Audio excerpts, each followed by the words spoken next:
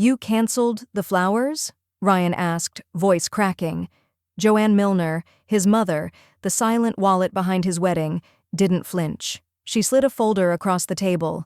Inside, receipts, withdrawals, and one brutal line item. "Every dollar I gave," she said, "left with my dignity." Ryan blinked.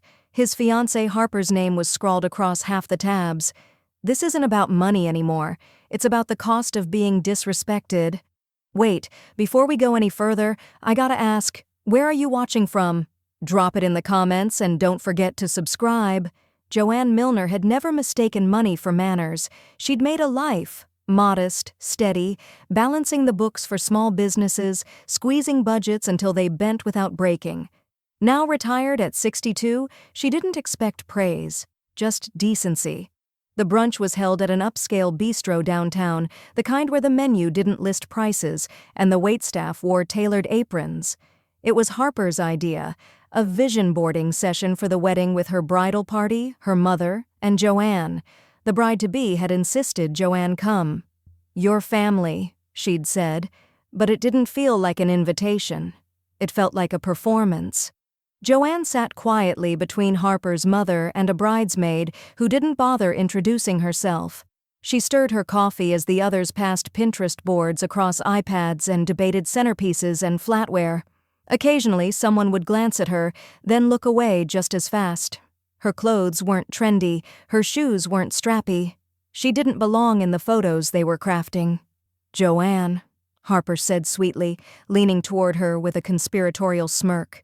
"You'll be at the rehearsal dinner, right?" Joanne nodded. "Of course. Wouldn't miss it." Harper's voice dropped to a whisper. "Just, if you can, try not to look too poor that night, okay? Photos are everything." For a second, Joanne wasn't sure she'd heard right, but Harper's eyes were steady. Playful, maybe, but hard. Ryan heard it too.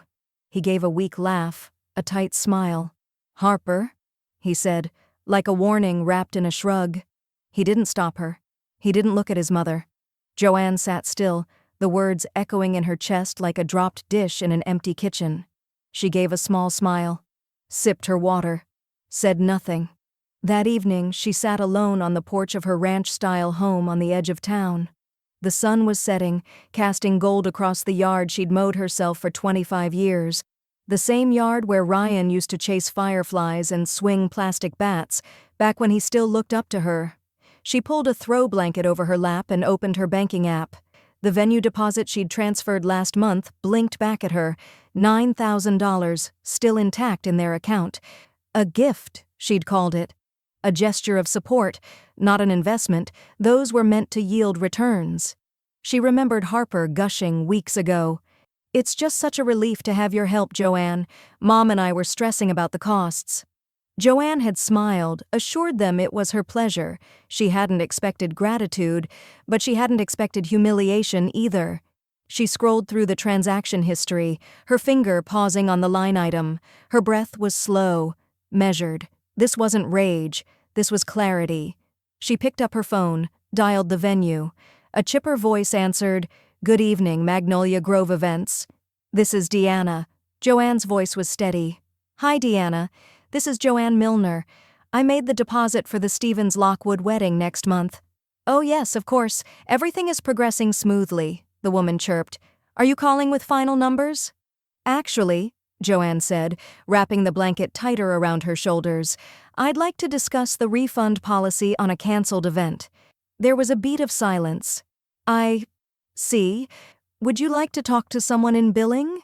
"Yes," Joanne said, watching a bird land on her fence post. "And if possible, I'd like a copy of the contract emailed to me tonight." Inside, the house was quiet. No wedding chatter, no demands. Just the faint hum of the refrigerator and the creak of the rocking chair as she leaned back. On the coffee table sat a wedding binder she hadn't opened in a week. She flipped it closed without a glance. Her mind moved calmly, strategically. Harper had made a mistake, not in what she said, but in who she said it to. Joanne may not have worn designer heels or driven a Lexus, but she knew how money worked, and she knew how to make it disappear, just like respect when mishandled. She rocked once more, listening to the wind through the trees, and smiled. By morning, her emotions had been categorized, itemized, and shelved next to a fresh spreadsheet. Pain lived under personal loss. Anger was filed under adjustments pending. She carried her coffee into the sunroom, sunlight streaking the hardwood floors. She reached beneath the cedar chest and pulled out a thick red binder. On the front, in her tidy accountant's handwrit, was the label, Ryan's Wedding, Finances. Inside, every invoice, every receipt, every Venmo transfer. She had recorded it all. She always did. Venue deposit, $9,000. Catering prepay, $3,500. Florist, $1,200. Dress alterations for Harper's bridal gown, paid without fanfare after an emergency call from Ryan, $480. Custom signage from a boutique Etsy shop, $312. Shuttle transport, quote, pending, but she'd already offered to just cover it. Total to date, $14,492.63. She stared at that number a long while. Then, slowly, she turned to a blank page in the binder and wrote across the top in firm pen strokes, "Withdrawals in process." Later that afternoon, she stood in her closet holding a garment bag. Inside was the tuxedo-style dress she'd rented for the rehearsal dinner. Navy crepe, simple cut, pearl buttons. Not flashy, but respectful. She ran her hand across the sleeve, then quietly slipped it back into the bag, zipped it up, and brought it downstairs. She printed the prepaid return label, affixed it, and walked it to the mailbox. The lid clanged shut with finality. On the kitchen island sat a stack of RSVP gifts, personalized stationery, a baking set, and a hand-carved walnut serving board. Joanne took a breath, boxed them carefully, and addressed each one to a different relative who had shown her kindness in years past. It was not a statement. It was a reallocation. The next morning, she met with her estate attorney, Mr. Lindell, in a modest office that smelled faintly of lemon oil and old books.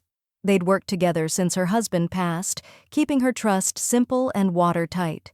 She slid a legal pad across the table, the header reading, "Trust Amendment, Urgent."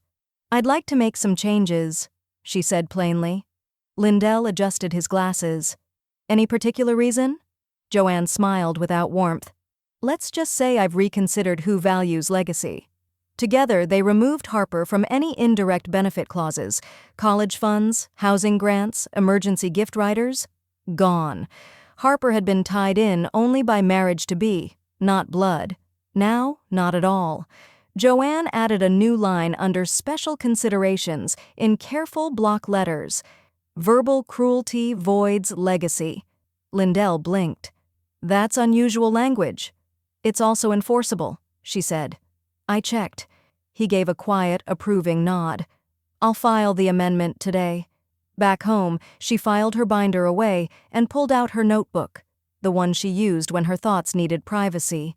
She wrote one sentence and underlined it twice. "I wasn't dressed for her standards, but I funded them." Outside, wind rattled the porch screen door. Inside, her phone buzzed against the counter. Unknown number. She answered. "Mrs. Milner?" came the voice of the venue manager, Deanna. "Sorry to bother you. I just wanted to confirm we've initiated the refund per your request. I can email the statement today." "Please do," Joanne replied. "One more thing," Deanna added delicately. "Would you like us to notify the couple about the cancellation, or would you prefer they reach out when they realize it?" Joanne stared out the window. The maple tree swayed, golden and sure. She didn't answer immediately. Joanne held the phone steady to her ear, her voice like linen stretched crisp across a table. "No," she told the venue manager. "Don't notify them. Let it arrive naturally, like morning fog or unpaid bills." There was a pause on the other end. Then, quietly, "Understood." She hung up and didn't move for a long while, just stared at the vase of supermarket daisies on her table. They were leaning now, petals fraying slightly at the edges, a little like her patience, still holding form. She opened her laptop, typed in the name of the florist Harper had insisted on. Very organic, very bespoke. Joanne scrolled through the invoice. Her contribution had covered the bulk of the arrangements: bouquets, centerpieces, aisle decor, even a floral arch Harper had cooed over but called probably too pricey. Joanne dialed the florist. "I'd like to scale back my part of the order," she said. "To what extent?" "Down to a single bouquet," Joanne replied. "For the bride." The woman hesitated. "You're canceling the others?" "Number, I'm redirecting the funds. I'll send a forwarding address for the receipt." That afternoon, Joanne walked into the local women's shelter, where she and her late sister had once volunteered. The waiting room smelled faintly of coffee and baby wipes. A toddler cried from somewhere behind the door marked "Private." Joanne stepped to the counter. "I'd like to make a donation," she said, handing over a check. "In honor of my sister, Elizabeth?" The receptionist looked at the amount, $2,400, and her eyes widened. "Thank you," she whispered. Joanne offered a smile that didn't quite reach her eyes. "Use it for dignity, wherever it's most needed." Back home, her phone lit up with a text from Ryan. "Ryan, Harper's excited about the rehearsal walkthrough. You coming?" Joanne stared at the screen. She thought about the little boy he'd been, curious, sensitive, always checking if she was okay. That boy had vanished into adulthood like fog under heat. "Joanne, change of plans. I'll be out of town." No emojis, no explanations, just clean lines, like her ledgers. A few minutes later, her phone buzzed again. A message on Instagram, of all places. "Harper, don't make this about you." Joanne stared at the words, then at the profile picture. Harper smiling in a white robe with "Bride" in gold lettering on the back. She clicked her phone off and placed it in the drawer. No response was the response. That evening, Joanne sat on her porch with a cup of chamomile and a worn photograph of her sister tucked in her lap. The sun dipped low, turning the sky a slow burn orange. Wind swept leaves across her porch like stage hands clearing a set. She thought of the rehearsal dinner, how Harper had made that comment about looking too poor. As if class could be threaded through a hemline, Joanne didn't need to wear wealth. She'd built it quietly, deliberately, and without applause. Inside, she picked up the RSVP envelope for the rehearsal dinner. She slid it into the shredder, one deliberate inch at a time. It crinkled and buzzed until all that remained were ribbons. The next morning, the ripple began. Joanne's niece texted, "Hey, Aunt Jo, did something happen?" "Harper said you're skipping the dinner?" Joanne replied simply, "Just decided to spend my time differently." She didn't elaborate. That silence echoed louder than any confrontation. Then came the post. Joanne had unfollowed Harper, but word traveled like spilled wine. Harper had posted a filtered photo from her bridal dress fitting. The caption read, "Some people just aren't built for elegance." The comment section bloomed quickly with hearts, clapping emojis, and predictable, "You're stunning." But a few replies began to shift tone. At Real Renee 74, "Elegance starts with kindness." Moms united. "Hope this isn't about your future mile. That would be tacky." Finance Mama. "Didn't your wedding get downgraded?" The post still sat on Harper's Instagram like a pearl snapped off a fake strand, delicate in tone, venomous in intent. No tags, no names. But Joanne didn't need either. She stared at it for a moment, then took a screenshot. Not out of pettiness, out of principle. Her entire life had been built on evidence, receipts, logs, and signatures that didn't flinch under scrutiny. She opened the hall closet and slid out a worn file box labeled Ryan, Wedding Contributions. It was already heavy with manila folders. She added a fresh printout of Harper's post to the front. The next morning, Joanne stepped into the office of her attorney, David Whitmore. His place smelled faintly of leather-bound folders and overworked toner. She placed the box on his desk with a steady hand. David blinked. "This looks exhaustive." "I'm not interested in litigation," she said. "Just accuracy." He nodded, flipping through the folders. Caterer deposit, tuxedo rental, now canceled. Alterations for the mother of the groom dress, the deposit to the venue, the florist memo, and even a detailed spreadsheet of travel arrangements for out-of-town family. She pointed to one tab. "Anything with my name or signature, I want ownership reclaimed. If it's not mine, I want it off my back." He adjusted his glasses, eyebrows lifting. "You want to void your share of the wedding expenses?" "No," she said. "I want to define them." Back home, Joanne was halfway through a cup of Earl Grey when her phone buzzed. A text from a number she didn't recognize, but the tone gave it away immediately. "This is Harper's mother. I hope you aren't planning to ruin this day. Your son deserves peace, not drama." Joanne stared at the screen, letting the tea steep against her tongue before she typed. "Joanne. He deserves truth more than tradition, and silence enables neither." She didn't wait for a response. She already knew the type who sent messages like that. Silk blouse diplomacy hiding sharpened pearl earrings. Later that day, Joanne met with her financial planner, a woman named Elise, who always wore soft sweaters and never judged hesitation. Together they began shifting assets, cleanly, calmly. "Your godson?" Elise asked. "Yes," Joanne said. "He listens, and when he doesn't understand something, he asks." They moved a chunk of Joanne's discretionary account into a trust set to unlock on her godson's 30th birthday. She even added a note.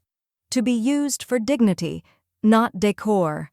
It was while walking past a boutique Joanne rarely entered that she saw it, a navy sheath dress displayed on a mannequin, no sequins or showmanship, just an elegant line of stitching down the spine and a quiet confidence in its shape. Inside she tried it on. The fabric hugged, not clung. The neckline sat firm and high. It didn't scream for attention. It expected it. The sales associate, a woman about Harper's age, stepped back. "You look like someone who signs checks with a pen that clicks." Joanne smiled. "I used to. Now I use my voice." She paid in cash. The next morning, while checking emails, Joanne paused at one that had no subject line, just a link. It was from Rhonda, who always sent cryptic things with popcorn-worthy drama. Joanne clicked. It was the venue's homepage. A new banner stretched across the top. Notice, unexpected closure. All bookings. Past June 1st, suspended until further notice. Joanne leaned back in her chair. She hadn't requested a public notice, but apparently $9,000 refunds got people talking. She refreshed the page once. Twice, the banner stayed. She sipped her tea, no sugar this time, and thought of how Harper's heels would sound on a ballroom floor that might never open to her again. The ping came just after sunrise, a simple notification on Joanne's banking app, plus $7,200. Event refund, Riverstone Hall. She blinked once, then twice. The number sat bright and unapologetic beneath the morning light spilling through her curtains. It was done. She reached for her coffee with hands that didn't tremble, not out of anger, not even relief, just confirmation. The money had come back. The message had gone forward. At 9:13 a.m., her phone buzzed again. This time it was an email from the venue manager, Cassandra. "Hi, Joanne. Vendors have been notified of your withdrawal. Your initial contracts were listed as sole contributor. As of this morning, the Harper Murphy event is marked as canceled due to non-payment. Let us know if you'd like assistance with forwarding the balance to another event." Joanne smiled at the phrasing. "Your withdrawal." It sounded like a quiet revolution. Exactly right. By noon, chaos had begun. But not in her world. Harper's Pinterest board now featured a private lock icon. The countdown app for the wedding had been disabled.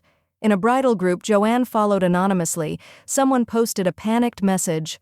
"Has anyone else had a venue fall through a week before the date? Help," the username? At Bride on Fire 22. Subtle as ever. Joanne read the thread slowly, the way one might read an obituary written in invisible ink. A message popped up on her phone. "Ryan, did something happen with the venue?" Just that. No hello, no context, no defense of her. She locked the screen. No reply. Instead, she logged into a travel site and booked 2 nights at a spa resort in Asheville, tucked into the Blue Ridge foothills. Known for mineral baths and mandatory silence before 10 a.m., she added a deep tissue massage, a Himalayan salt room session, and a reservation for afternoon tea with a view. Then she called Rhonda. "You packed?" Joanne asked. Rhonda's voice lit up like a lighter on a cold night. "Girl, I was packed before you canceled that venue. Let's soak and gossip." By sunset, Joanne was standing in her kitchen with her phone open to Venmo. She typed slowly, deliberately. To Charlene Murphy, Harper's mom. Note: rehearsal dinner reimbursement, $200. Send. No sarcasm, no follow-up message, just digits and quiet dignity. Let the app do the talking. She turned on her stove and began prepping a chicken piccata, lemon, capers, and fresh parsley from her own herb pots. The kitchen filled with the kind of scent no floral centerpiece could compete with. She plated her dinner and sat by the window, a glass of crisp white wine. One napkin folded beside her. Elegance, homemade. Later that evening, her phone vibrated once, twice, a third time. Then it rang. Ryan. She watched it buzz, silent on the counter. The call ended, then started again, and again. 5 calls in 1 hour. Each time she let it ring. Each time the silence on her end was a little louder. Because some messages don't need a voice. They just need a boundary. Upstairs, she packed her navy dress, the one she bought not for a rehearsal dinner, but for reclaiming her own name in her own mirror. Next to it, she packed a white envelope with a note she wasn't sure she'd give to Ryan or shred before checkout. All it said was, "When respect is optional, contribution becomes negotiable." Back downstairs, she dimmed the lights and lit a lavender candle. She scrolled one more time through her emails before bed and saw a final message in her inbox. Subject: venue listing closed from Riverstone Hall. We regret to inform you that your previously scheduled event on June 11th is no longer listed in our active calendar. Attempts to transfer the reservation without contract holder approval have failed. Thank you for your clarity and cooperation. Joanne clicked archive. The 6th call lit up her phone as she sat beneath the soft hiss of steam curling from her tea. Joanne didn't even glance at the screen this time. Her thumb hovered, then slid the device into silent mode and placed it face down on the armrest. Rain tapped against the windows like a polite guest unwilling to leave. The clouds hung low, draping the morning in a kind of slow, gray hush that fit her mood perfectly. Rhonda stirred honey into her cup across the small table. "You're quiet," she said, breaking the silence gently. "But you move like thunder." Joanne exhaled slowly through her nose. "They were never listening when I spoke. Why would I start now?" Rhonda clinked her spoon once against the ceramic. "Damn right." After breakfast, Joanne opened her Messages app and typed a single group text to the thread titled Family Planning. Her fingers didn't shake. No anger, no theatrics, just a statement typed like a final invoice. Joanne, effective immediately. I will no longer be contributing financially to wedding-related expenses. I wish you both the best in this next chapter. She hit send.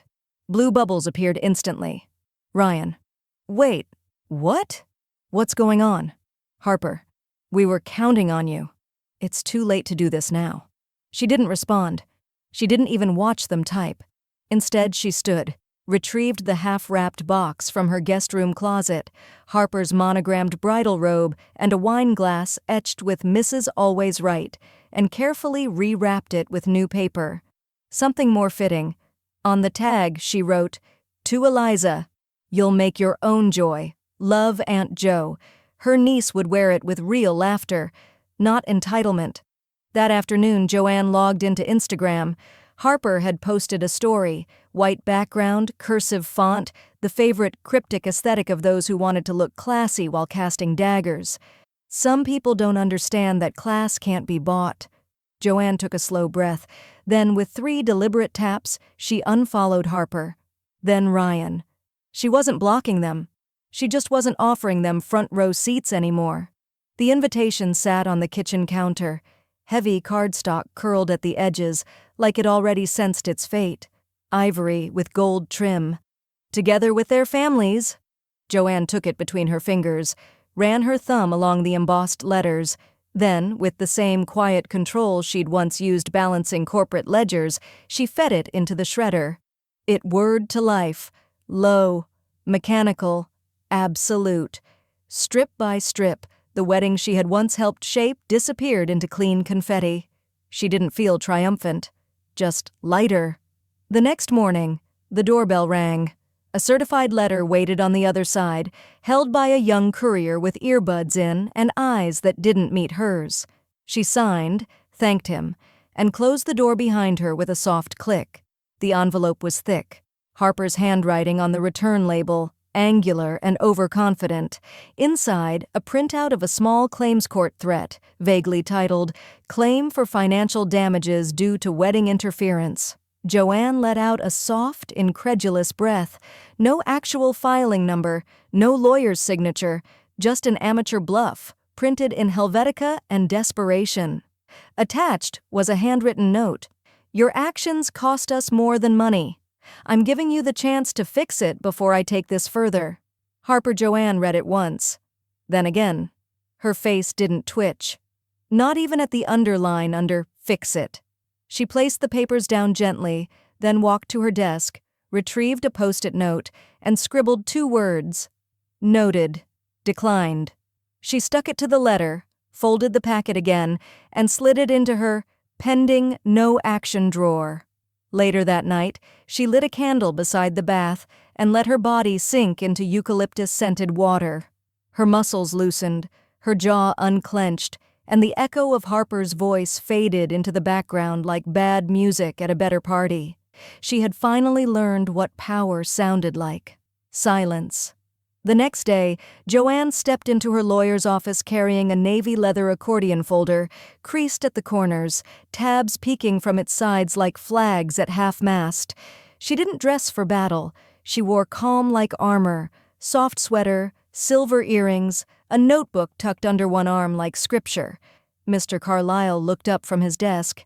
"Joanne," he greeted with a nod, standing. "Is this about the letter you forwarded?" She placed the folder between them.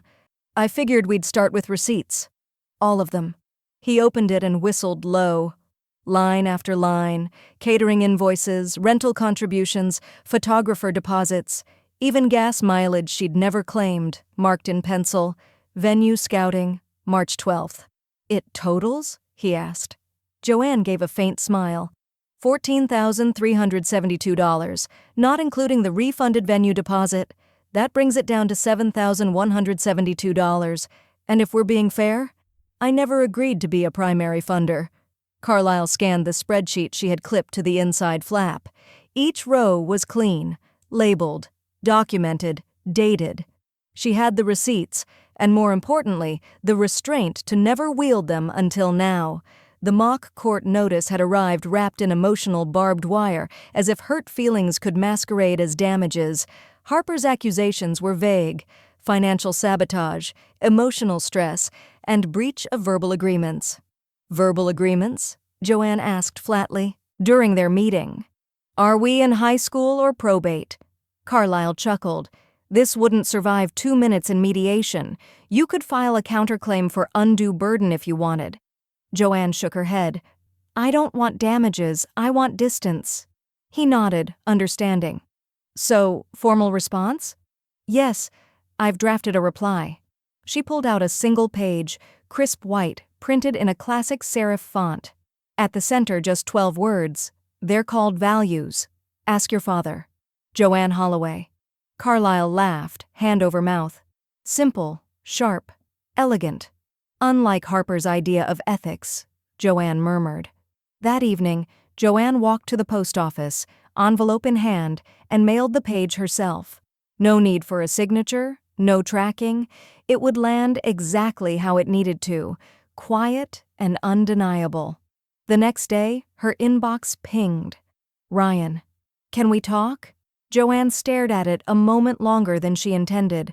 The cursor blinked in the reply window like it was daring her to fill it with what he wanted to hear. Instead, she typed, "You had chances. You chose silence," and sent it without another thought. She didn't wait to see if he'd respond. She was already moving forward. By Friday afternoon, Joanne walked into a downtown boutique, one she used to pass on the way to the office but never stepped into. It always looked like a place for other women who weren't calculating discounts in their heads while browsing.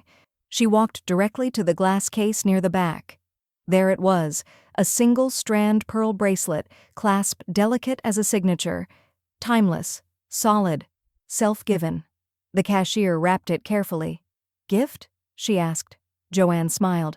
Yes, finally. Later that night, Rhonda called while Joanne was sipping wine on the patio. Have you seen it yet? Her voice buzzed with disbelief. Seen what? Check Facebook. Search Wedding Rescue Fund. Joanne raised an eyebrow, set her wine down, and opened her phone. There it was. Harper's face plastered at the top of a GoFundMe page, tears frozen mid-expression, text in bold underneath. We've suffered unforeseen family betrayal and financial hardship. Help us save our wedding. The description was a masterclass in half-truths. Due to an elder family member withdrawing support without warning, we are unable to secure our dream venue. Anything helps. Love wins. Joanne scrolled past tiered donation rewards, $25 for a thank you card, $100 for a wedding favor. Someone had already donated $5 and commented, "Maybe be nicer to the people who paid first." Joanne's lips curved slightly. She tapped the page closed. No need to respond. The world was speaking on her behalf now. The fundraiser didn't trend, it tripped. Within hours of Harper's GoFundMe going live, Joanne's phone buzzed with a screenshot from her cousin Trina in Minnesota. Is this real? Beneath the tearful selfie and block text begging for help, Harper had written, "We were blindsided by a close family member pulling funding. With your help, love can still win." Joanne didn't flinch. She poured her tea, Earl Grey, steeped strong, and watched the steam curl as Trina followed up. "You okay?" She tapped out 2 words, perfectly, free. By noon, the comment section on the fundraiser had morphed into something Harper clearly hadn't anticipated. Anonymous. Maybe be nicer to the people who funded you first. Bridesmaid. 3. Wait, didn't her fiancé's mom pay the deposit? I remember that brunch. Someone's aunt. This is what entitlement looks like in Tool.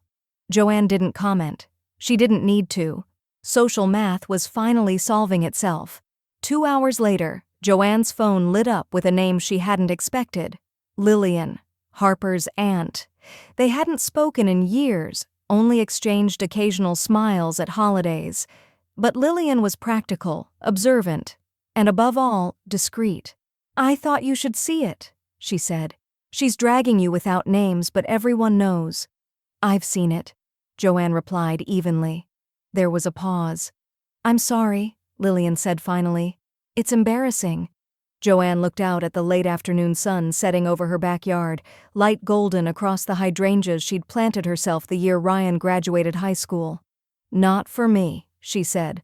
"I'm not the one begging strangers to clean up my mess." That night, she logged into her banking app. The refund from the rehearsal dinner, the dress alterations, and the now-canceled tuxedo rental had left her with a small surplus. Nothing extravagant, but enough. She visited a non-profit website she'd bookmarked long ago, Rent Relief for Single Mothers Fund. Under Sponsor a Month, she selected 2 names at random, covered their bills quietly. Recipient email. Confirmation, Joanne Holloway has paid your rent for September. No reply necessary. She didn't post about it. She didn't need applause. She simply leaned back in her chair, folded her hands in her lap, and let the act speak for itself. By morning, the GoFundMe was gone. Scrubbed. Clean. Deleted under the digital weight of judgment. Harper had made a public plea and received a public reckoning. The only remaining trace was a tweet someone had screenshotted before the page came down. "This is why you don't bite the hand that books your venue." Joanne was walking her neighborhood trail, wind soft against her cardigan, fallen pine needles crunching faintly beneath her sneakers, when her phone rang. Unknown number. She answered. "Hi, is this Joanne Holloway?" The voice was bright, curious. "My name is Dana Klein. I host a podcast called Her Worth, focused on financial freedom and women reclaiming dignity. A friend of mine forwarded me that GoFundMe and the comment thread. We did some digging. You're the mom, right?" Joanne raised an eyebrow but didn't reply. Dana rushed in to fill the silence. "Sorry, this probably sounds invasive, but your silence? It's loud, elegant, and frankly, it's rare." "I've been called worse," Joanne said dryly. Dana laughed. "I'm sure. Would you be open to speaking with us? Even anonymously? Tomorrow, if you're free? We'd love to hear your voice. not just your reputation. Joanne replied in yes. There was a beat of respectful silence on the other end. Then, perfect. You're everything our listeners need right now. That night, Joanne opened a new folder on her desktop. She named it, What They Said, What I Did. Inside, she saved a screenshot of the GoFundMe before it vanished. Labeled it, Chapter 1, Entitlement is Loud. She didn't need to type a caption. The receipts were building themselves. The mic was simple, black, barely bigger than her palm. But when Joanne leaned in, the words she spoke landed with the weight of a ledger being closed. It's not about the money, she said, her voice low and deliberate. It's about how quickly people forget who paid for the roof they're standing under.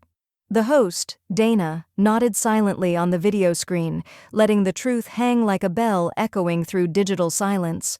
The podcast was titled Her Worth, but the episode name hit harder. The Price of Disrespect, Funding with Boundaries.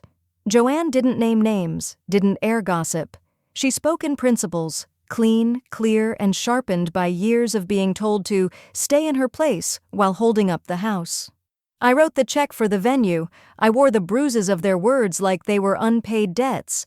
And then one day, I decided the account was closed. Dana blinked. You said it so simply, but it's revolutionary. Joanne gave a soft shrug. No one hears the accountant until the audit. Within 24 hours, the episode had climbed to the top 10 in the family and relationships category. By the third day, it was everywhere. Caregiver forums, elder finance groups, personal finance blogs, even a widow's support network out of Des Moines shared it with the caption, a must-listen for every woman who's ever been the bank and the afterthought. Joanne didn't expect the emails, hundreds of them.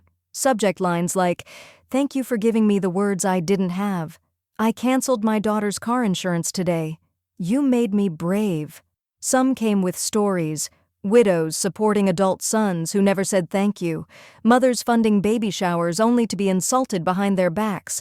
Grandmothers left off the guest list but on every invoice. Joanne read them all.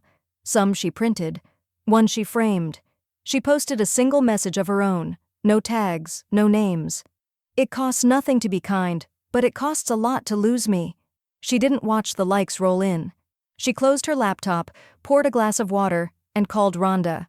Well? Rhonda's voice crackled over speakerphone. They liked it. That's not a like, Rhonda chuckled. That's a movement. You're a currency now.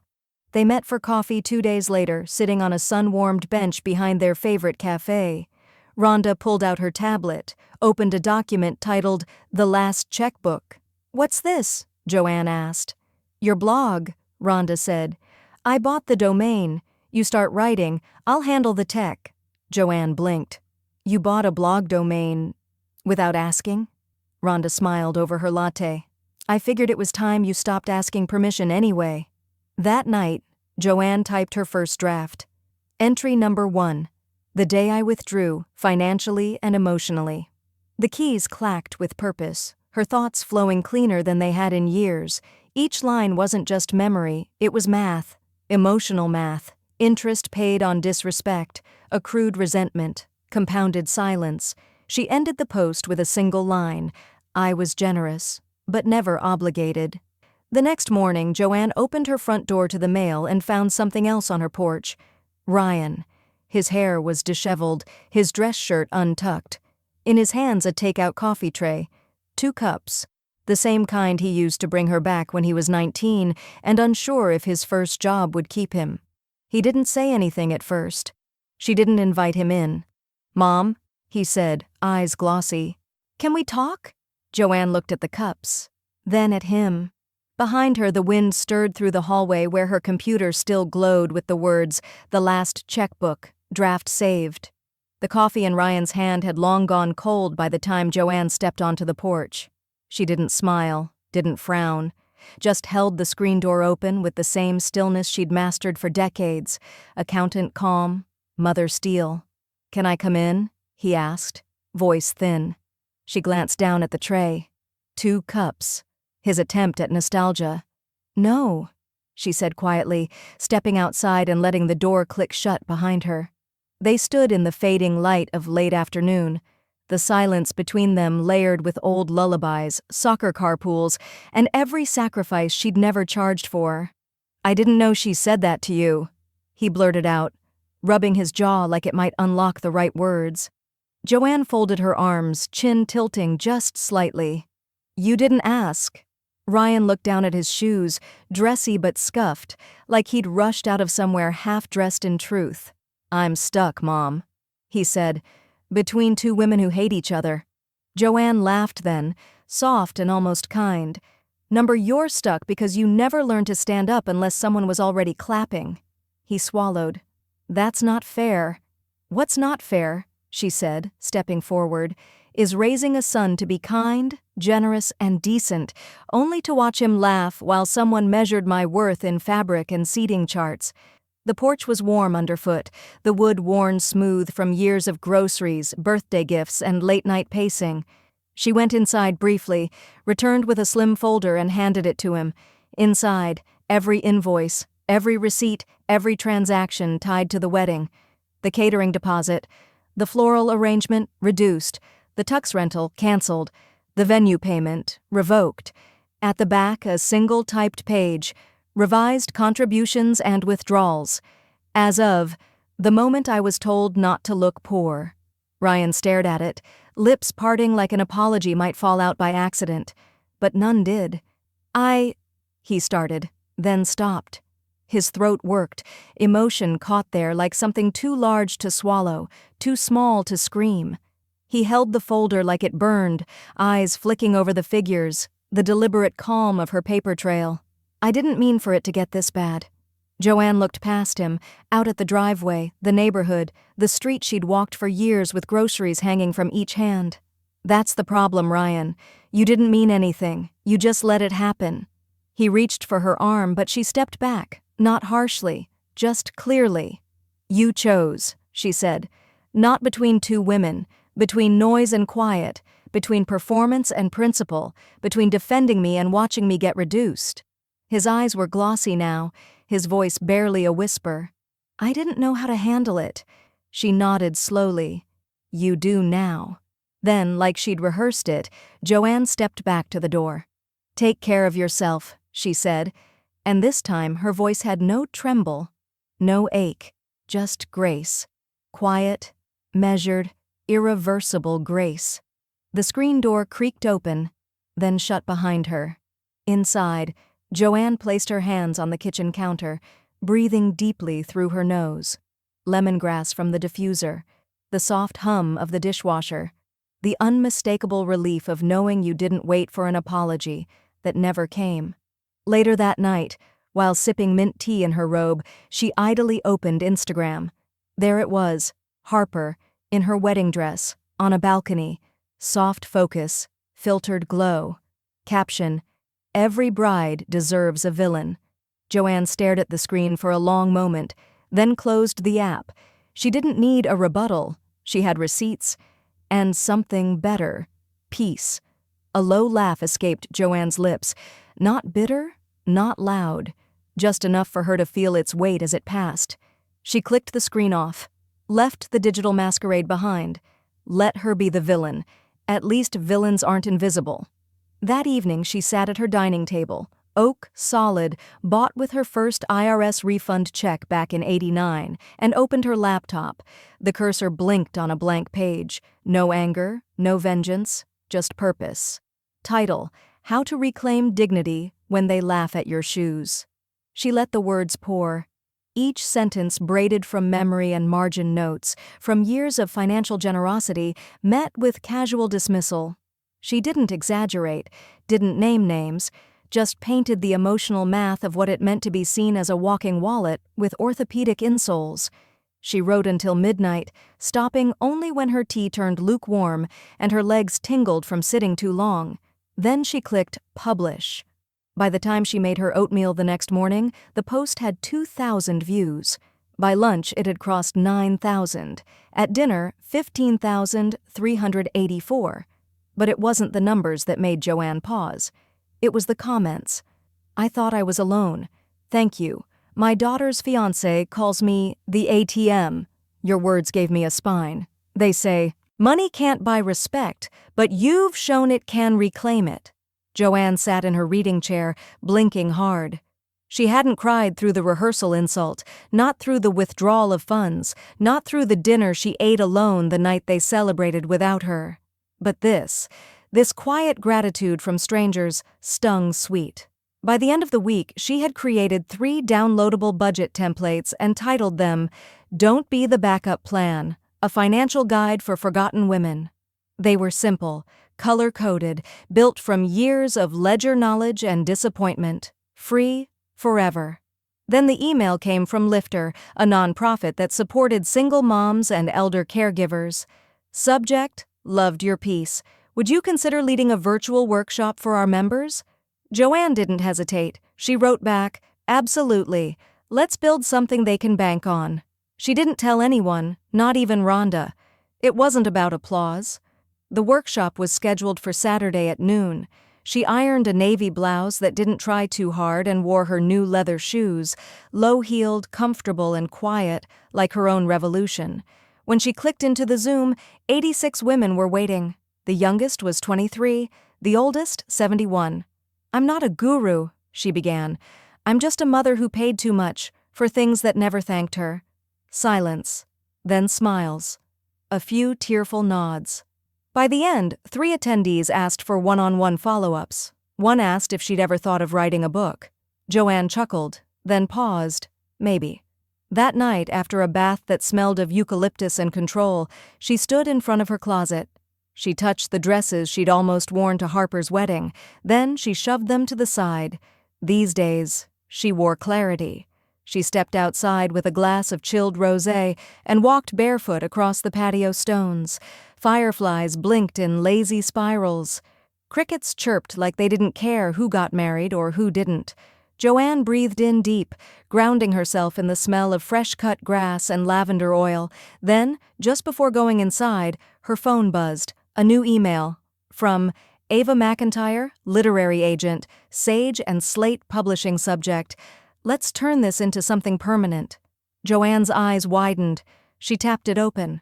Joanne, your blog has touched something rare. We believe this could become a full-length memoir, guide, or both. If you're open to chatting, we'd love to explore what that could look like. You've written the start of a movement? Let's build it. Joanne read the message twice, then again, then once more, slower. She didn't cry. Instead, she looked at her bank statement, still modest, still hers. She looked at her calendar, clear of obligations, full of choice. Then she opened a new document. Title, Chapter 1, The Rehearsal I Skipped. Few days later, she went to the publishing house. The pen felt heavier than she expected. Not because it was ornate, it was a simple roller ball from the bookstore next to her bank, but because of what it was about to sign. Joanne looked at the contract before her. Crisp, cream-colored paper, the publisher's logo embossed at the top, and her name, full and spelled correctly, printed in bold. Author, Joanne Evelyn Whitmore. It was all there. Advance, royalties, creative control, final title approval. She'd made sure of that last one. Funding respect. What I learned from being used. They had vows, she murmured as she pressed the pen to paper. I had clauses. Click, swirl, signature, done. She didn't toast with champagne. She didn't cry. She walked out of the literary agency office and into the chilly November sun with a smile so small it could have been missed, but not by her. Over the next several weeks, Joanne turned her favorite booth at Baxter's Cafe into her writing den. Second table by the window. Close enough to the street to watch people pass, far enough from the register that the espresso grinder didn't interrupt her flow. She wrote between bites of almond croissants and long sips of dark roast. Chapter titles came easier than she'd imagined. The venue was mine. The silence was too. RSVP. Resentment supplied, value pulled. Elegance isn't owed. On a rainy Wednesday, a bridal party came in. Young, laughing, oblivious to the woman quietly typing next to the condensation-soaked window. Their gowns rustled like promises. Their makeup was perfect. One bride, a short redhead with ink still drying on her nails, caught Joanne's eye. Sorry, She smiled, balancing 2 coffee cups. Mind if I squeeze in beside you? Place is packed. Joanne moved her scarf. Not at all. The girl sat, then peeked at the open draft on Joanne's laptop. Are you writing a book? Yes, Joanne answered, not hiding the screen. About funding other people's big days while losing yourself. The bride's eyes widened. That's kind of amazing. Do you want a lemon tart? We over-ordered. Joanne hesitated. Sure. It arrived moments later, delicate and gold-dusted. Joanne took one bite and nearly laughed. It was exquisite. The bride dashed off to join her group, but not before saying, I hope your book gets picked for Oprah's list. Joanne whispered, Me too. A week later, another woman approached her table, confident, clipboard in hand, heels clicking like punctuation. She introduced herself as a wedding planner. Sorry to interrupt, I saw your blog linked in a vendor group. Joanne blinked. You did? Yes. The piece on budgeting boundaries. It's gold, practical and emotional. I have 20 brides this season who need it. Can I pre-order 20 copies? Joanne didn't hesitate. Yes, absolutely yes. And this time, the confidence in her voice didn't feel borrowed. It felt earned. Each morning, she opened her inbox to messages from women who'd been shamed, silenced, sidelined, and still signed checks. You gave words to what I never dared say. Thank you for showing us we aren't bitter. We're just finally full. Can I send this to my daughter before she marries into money that mocks her? Her readership expanded. Her shoulders lightened. Her own laugh got louder. And then came the email she hadn't expected. Subject: Congratulations, syndication approval from AARP? She read it 3 times. They were picking up her blog. Nationwide, financial literacy through the lens of dignity and elder empowerment. She'd get a monthly column, a wider stage. Joanne closed her laptop. For years, she'd felt like the background, applauding at graduations, paying deposits in silence, being thanked through secondhand compliments. But now she wrote the script. She didn't look poor. She looked published. Joanne almost didn't open it. It was early, she was steeped in the quiet of her Sunday morning, and her tea had just reached that perfect, scalding temperature, but the sender, Eli Marcus, Ryan's college roommate, caught her eye. She clicked. Don't mean to meddle, just figured you deserved to hear it from someone who saw it firsthand. Ryan's been crashing at my place, said Harper's moved back in with her parents, for space. Looks like the marriage didn't even last long enough to reach their second utility bill. Joanne blinked, set her mug down, read it again, then once more. No satisfaction bloomed, no smug smile curled at her lips. Just stillness. The kind of stillness that doesn't announce closure, only confirms it. She didn't tell Rhonda right away, didn't call her niece, didn't even reach for her journal. Instead, she stepped into the backyard, barefoot, and let the sharp dew chill her toes. Her breath fogged in the air. She could hear a woodpecker tapping from the neighbor's pine, persistent and rhythmic like a clock that knew no bedtime. Inside, her phone pinged again. This time, a different tone, a notification from her blog. New comment on How to Protect Dignity in the Age of Dependence. Joanne read, You taught me that funding doesn't require forgiveness. Thank you. Sandra, 62, mother of 4. She smiled. There it was, her real inheritance. Clarity, not revenge. That afternoon she received another email. A young editorial assistant from Timeless Woman, a respected legacy magazine, wrote, We've followed your blog and your AARP column. Our editorial board would love to feature you. Your story, your journey, your financial principles. Are you open to an interview? Joanne responded within the hour. She would do it, but on one condition.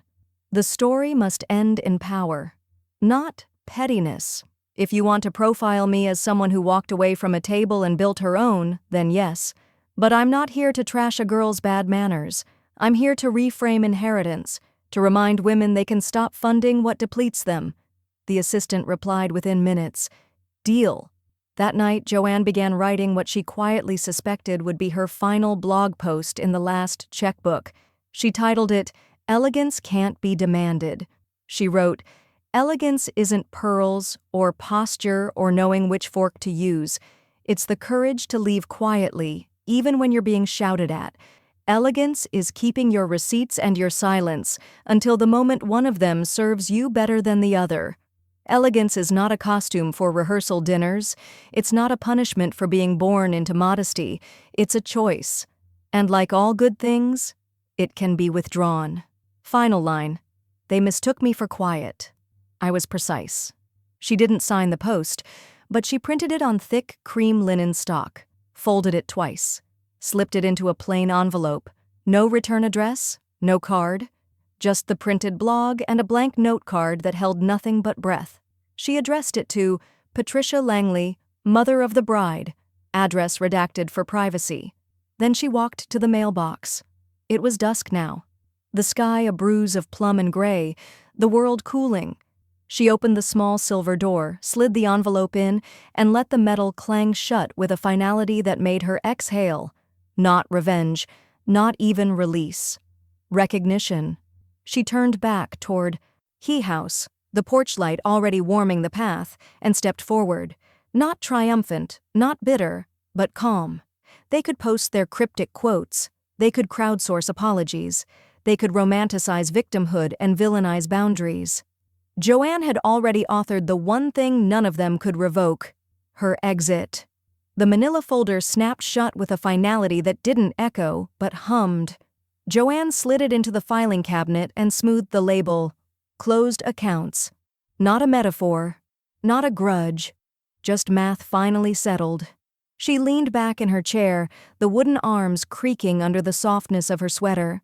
On her desk, neat piles of documents, itemized records of every dollar spent, every flower deposit canceled, every trust line adjusted. No red ink, no footnotes, just numbers in black and white that no longer belonged to someone else's future. She opened another drawer, pulled out an old photograph. Her sister, Marlene, grinning wide beneath a wide-brimmed sun hat, arms around two giggling girls at a community center picnic. Joanne stared at it for a long time. Then she picked up her pen. The Marlene Grace Fund, a scholarship for young women raised by single mothers pursuing accounting, finance, or legal studies. She made the first transfer that afternoon. $20,000. Clean, unapologetic, redirected love. The next day, she met with 3 mentees from her blog's growing readership, young, hungry minds. One woman had just escaped a financially abusive engagement. Another was the first in her family to graduate college. The third brought a notebook filled with questions, calculations, and tears she wouldn't let fall. Joanne sat with them for hours, passed on what no spreadsheet could fully teach: how to attach dignity to your dollars, how to walk away from people who see your generosity as obligation, how to plan a wedding or a life without indebting your self-worth. When they left, each one hugged her, not because they were told to, but because they meant it.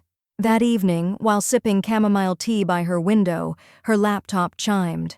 From Harper Langley. Subject: no subject message. You got what you wanted. Hope you're happy.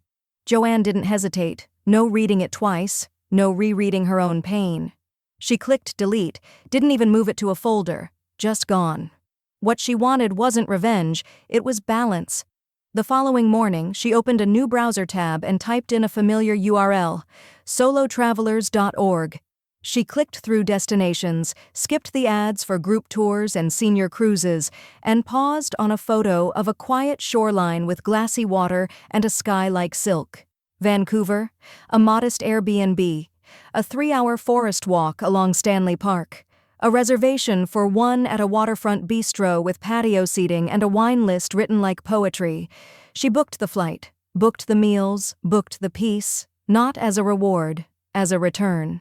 2 weeks later, her bag rolled behind her across the airport's polished floor, catching soft echoes from overhead announcements. She wore a wide scarf, soft flats, and the air of a woman unburdened. While waiting in line for security, she heard a quiet voice from behind. "Excuse me, I don't mean to bother you, but are you the rehearsal dinner lady?"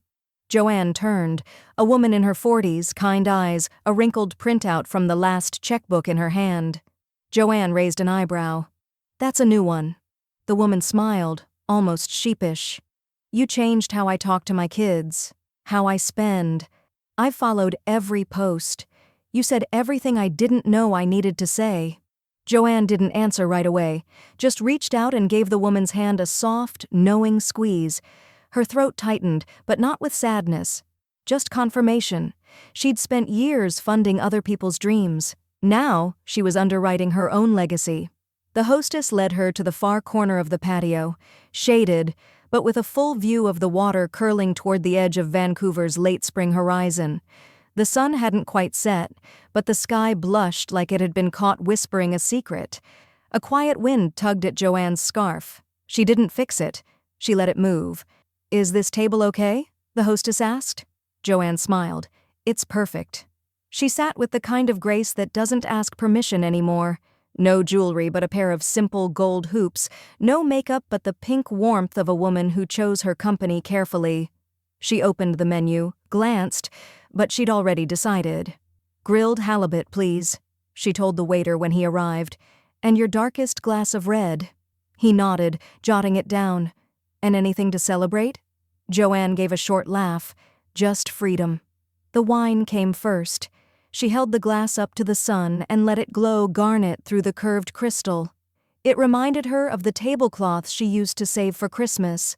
How odd, she thought, that she'd once equated special with waiting. Now she poured it without needing a holiday. Her phone buzzed. Just once. She didn't rush. She placed the glass down with care, then opened her email. The subject line read, "Final proof. Book cover for your approval." She tapped. And there it was, a title in bold serif, "Funding Respect. What I Learned from Being Used." Her name underneath, centered, clean, unapologetic. The image? A woman's hand holding a single receipt over a flame. Nothing vulgar, just decisive, poised, empowered. She nodded, hit approve. A blog notification pinged seconds later. Syndication confirmed. The last checkbook had just been picked up by 2 national platforms, over 100,000 subscribers. One email from a reader.